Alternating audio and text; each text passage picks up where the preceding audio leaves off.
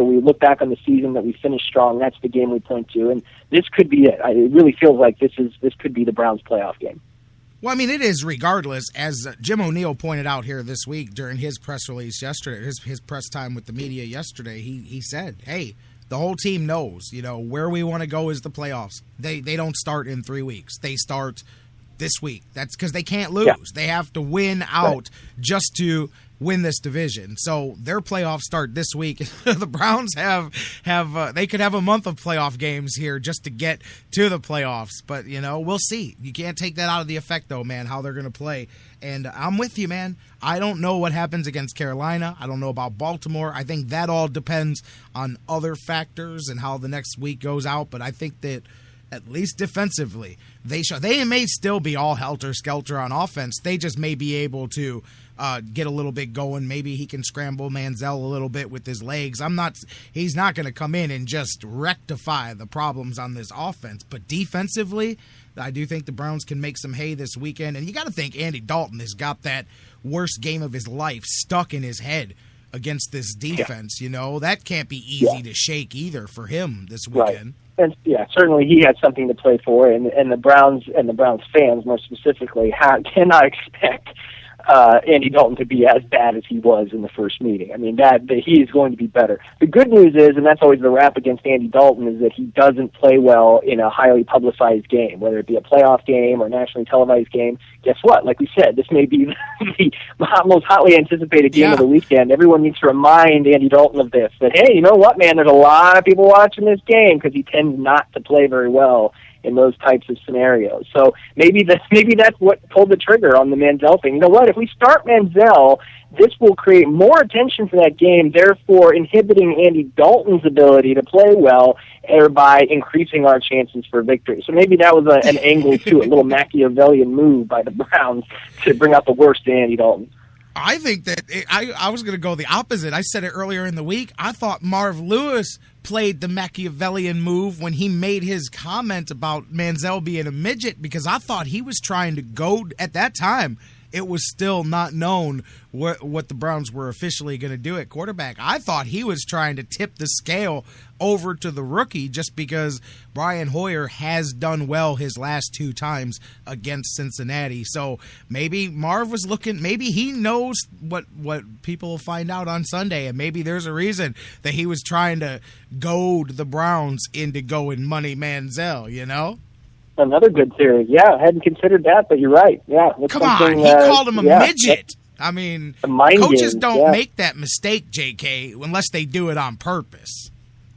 You would think. I mean, it was such a bizarre comment. You never hear terms like that. If you used a term like that in a regular corporate America type of job, you'd be fired. It's very strange that he would call him out like that. Marvin Lewis doesn't have a history of doing that kind of thing. So you're right. I mean, the more you think about it, the more it's like, yeah, this was probably contrived. This doesn't seem like a slip of the tongue or a mistake or a bad moment. Like this, there is a deliberate sense about this. So yeah, that's absolutely would pursue that, if for nothing else than to throw a little gasoline on the fire, even if it wasn't to get Manziel to start or whatever, just to get more attention on the game or fire your team up or whatever. There probably was a little bit of that in there. I have no doubt.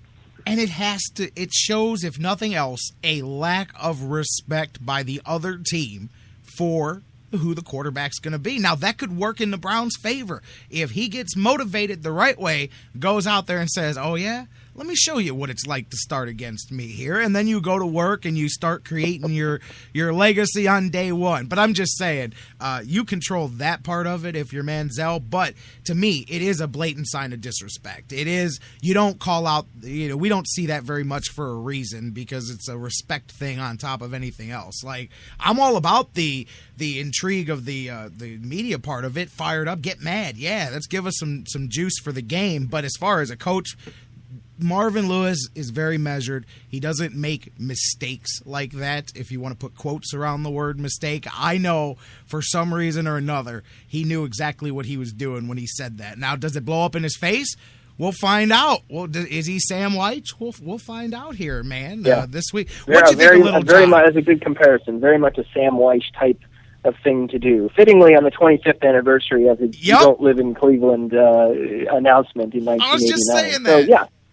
I was just about to Very say, you typical. don't live in Yeah. Cincinnati, you live in Cleveland, baby. The opposite of it. Yeah. But Yeah. what about Little John, by the way? Did you get a kick out of that? Oh, I thought love Fox that. 8 I love that. That was Oh. just brilliant. That was brilliant. Yes. As much as, you don't want to sort of make light of it because it is, you have to sort of walk that line carefully of, using terminology to describe people with either with disabilities or who are Yes. different. You don't want to go too far, but yeah, it just felt like the right move. They were having fun with it, and it was a fitting end to this little subplot. We were on the air while that was going on, and somebody posted us a picture of it, and it's, I don't know if you've seen it, but the picture that I had, it literally, Little John Rinaldi sat himself directly at the seat right in front of Marvin Lewis. Marv's at the stage with his arms folded, and he can do nothing but stare at Little John the entire press conference. I'm like, well played, Fox 8 News. Yeah. Well played, Yeah. right there, And I got a kick out of that one. But anyway, so what do you think, man? I mean, we don't know what Manziel's going to do, but what do you think? What do you think about it? Do the Browns have? You say they got one more. You think it's going to be this weekend? What does your gut tell you? I think they will be fairly sharp. I honestly, I think even if taking Manziel out of it, because I think all of those factors we talked about will probably be a wash. I think everything's going to balance itself out. I think Manziel will bring some energy and bring some pizzazz and a little bit of lightning in the bottle, but I think that will all be tempered by his inexperience and by the all of the other flaws that I think people have been hesitant to jump on his bandwagon, whether it be his size, his arm strength, his tendency to run around in circles, all of these things. I think that all balances out. I think what I'd come back to is the fact that, yes, the Browns completely dominated Cincinnati when they played last month, and they're not that much clearly better than Cincinnati. And these things tend to balance themselves out over the course of 1, 2, 3 games. However many games you're playing against an opponent, you have to be vastly superior to an opponent to beat them multiple times. And I don't think the Browns are. I don't think they're a better team than Cincinnati, which is why last month beating them so badly in Cincinnati was so stark. And I think that pendulum's going to swing back. I don't think the Browns are going to get blown away, but I think that the Bengals' superiority will resurface. I think they'll pull it out. I think it'll be a close game, maybe similar to last week. Not necessarily the Browns are going to blow a lead late, but I think Cincinnati will pull this out. I think they're going to be motivated, too, from coming off of a bad fourth-quarter loss last week. They're much more alive in terms of division title and playoff race than the Browns are. And I see them pulling this out. So, yeah, I think it will be interesting to watch. I think it'll be a good game, but I've got to go with Cincinnati. It's going to be interesting. I'll tell you what, if nothing else, man, I want to see the Browns pull it out. I mean, for many reasons, but I think this division is going to, the last 2 weeks would be great if all 4 teams are within a half a game of each other. And that is what would probably set up should the Browns win this weekend, is you'd have 2 weeks to play with the entire division able to win it or lose it in 1 week, and they all play each other.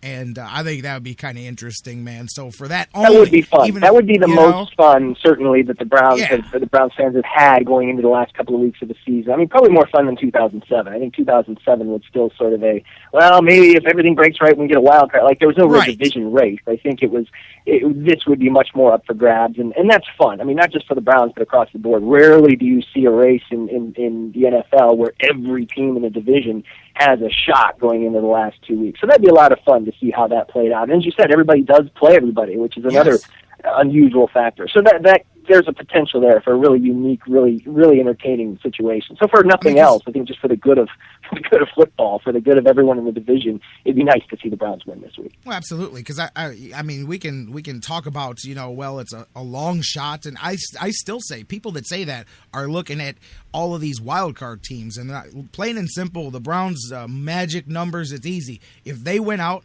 Pittsburgh loses one of their last 3, the Browns win the division. That's how it'll shake out. If the Browns win out and Pittsburgh loses one, the Browns win the division. If the Browns win out and Pittsburgh doesn't lose one, the Browns still may end up being able to luck into a wild card spot, however they hurt themselves with a bunch of the tiebreakers. But all of those teams play each other, too. I was looking at the old playoff machine here for the next couple of weeks, and there's a lot of cancel-out games coming up. So regardless, it doesn't matter. Who else's math doesn't matter. Browns have to go 3-0. They have to start this week and go 1-0 and then move it on to next week. So it'll be interesting. I don't know if the legend of Johnny Football begins or not here this weekend, but I do think that the Browns defense comes to play, man. And I think for that reason alone, I think the Browns are going to pull this one off, man. They're going to stay alive for one more week. They're going to fight to stay. Or, man, I don't even want to talk about the opposite. But I do think that they'll win this week and set themselves up at least to be in it for the next 2 weeks. I hope you're right. That'd be a fitting way for the season to kind of continue. It seems that every time that we kind of feel like, oh, they're out of it, this is over, the bottom's about to fall out, they turn around and win a game they're not supposed to, and then turn right back around and lose a game you expect them to win. So that'd be about right for them to continue this sort of up and down, completely unpredictable type of season that they've had. I'll tell you what, I'm just going to play devil's advocate here because nobody has mentioned this throwaway line of Mike Pettine's statement the other day, but he did say that he can envision a couple of scenarios where Brian Hoyer plays football again this season. I'm just saying, even the coaches are not completely convinced of what they're going to see this Sunday. It's going to be very interesting when we see it. JK, we'll get to the end of this conversation. I'm dying here because for those of you guys that don't know, which is everybody except the two of us, JK hits me up right before we go on the air. He's like, J-Rock, I got a surprise, exclusive for Sports Fix. I'm going to drop it on the show. I said, cool, what is it? He didn't tell me nothing. I don't know a thing here about what you're going to say, but you've got some big stuff cooking, man? I do. Well, in our little world, I guess it is. I think it's only fitting, too, and tying back to LeBron, that this is right up there with, if you remember, we were on the air together back in July when the LeBron announcement came down. I was like, well, this is only appropriate. I'm going to hold off. We finished this up this week, and it became sort of official here just in the last day or two, and I was going to announce on social media and put it out there and sort of let the genie out of the bottle. I said, no, I'm not going to do that. We're going to wait. We're going to do it on the Sports Fix because this should be done. Just like LeBron waited till we were on the air, I was going to wait till it was on the air. So we've kind of hinted at this here I have anyway, over the past year. The project that I have been working on for the last 2 years, actually, the next book, has finally come to fruition and finally have a deal. And so with the next book, I'm proud to announce, and Jerry, I think you're going to be excited about this. I'll tell you the title right now. Major League, the just a bit inside story of a making of the classic baseball comedy, will be coming out in March through Gray & Company Publishers in Cleveland. So that's the announcement. Yeah! Very excited about it. Cannot wait for it to finally become reality and get out there. And can't wait to see what you and others think about it, because I know there are so many people that are in love with this movie just as much as you and I are. So it's going to be fun. So you're doing a book on the whole... Man, see, I remember you talking to me, was it a year ago or something like that? You was asking me for a phone number, and you mentioned a few things, and then we get busy. And I knew you were doing something along those lines, but then it just, you did the Browns Bible in the meantime, and I'm like, oh, well, that's, probably a back burner project. That is pretty cool, man. I mean, you know how we are about the movie anyway, but that is awesome, man. That is really cool stuff there, man. So thank you. Yeah. So it'll be fun. It really, I've got, like I said, been working on it for the last 2 years, got to talk to basically everybody, all of the cast members, David Ward, the writer-director, Cleveland native, got to talk to Charlie Sheen, who wrote a foreword that's going into the books, Tom Berenger, Corbin Burnson, Wesley Snipes, Dennis Haysbert, Rene Russo, Bob Uecker, everybody. Got to talk to them all, and put together a pretty neat story of how this thing came together and sort of behind-the-scenes stories of filming and off-camera what was going on and sort of the legacy, how this thing has endured for now over 25 years and why it's just as, if not more, beloved now than it was back in 1989 when it came out. So this is something it's a fun story that I think a lot of people are going to enjoy and maybe learn some things they didn't know. I know I did learned a lot of things I didn't know about this movie and sort of the story behind the story, if you will, and how this movie that really is sort of the Wizard of Oz for Cleveland and Cleveland sports fans. This is it's a classic and really sort of a touchstone type of